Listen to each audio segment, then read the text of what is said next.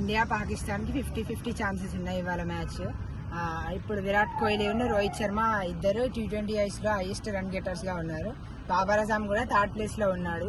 కానీ వాళ్ళ fast bowlers 4 ఉన్నారు. ఇప్పుడు న్యూయార్క్ లో అది స్లో పిచ్ కాబట్టి ఫాస్ట్ బౌలర్స్ కి చాలా యూజ్ అవుతుంది.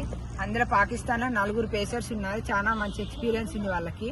వాళ్ళని కొంచెం తట్టుకొని మన బ్యాటర్స్ కొంచెం పార్ట్నర్షిప్ బిల్డ్ చేసుకుంటే స్కోర్ ఎక్కువ కొడితే బౌలర్స్ దాన్ని డిపెండ్ చేయడానికి చూస్తారు. నేనైతే సెకండ్ బ్యాటింగ్ చేస్తే బెటర్ అని అనుకుంటున్నాను. విరాట్ కోహ్లీ కూడా T20లో ఆరెంజ్ క్యాప్, IPL లో ఆరెంజ్ క్యాప్ ఉన్నది. రిషబ్ పంత్ కూడా మంచి ఫామ్ లోకి వచ్చాడు. రోహిత్ శర్మ యాజ్ యూజువల్ గా పవర్ హిట్టింగ్ చేస్తున్నాడు. ఇప్పుడు హార్దిక్ పాండ్యా కూడా బౌలింగ్ బ్యాటింగ్ రెండిట్లో ఇరగదీస్తున్నాడు. బుమ్రా ఎకనామీ మెయింటైన్ చేసుకుంటే వికెట్లు తీస్తున్నాడు. హర్షదీప్ కూడా మంచి స్వింగ్ బౌలింగ్ తోని ఆట ఆడిస్తున్నాడు బౌలర్లని. అలాగే మన టీం కూడా చాలా స్ట్రాంగ్ ఉన్నది కాబట్టి వాళ్ళని కొంచెం తట్టుకొని ఆడితే మనం కూడా గెలుస్తాం.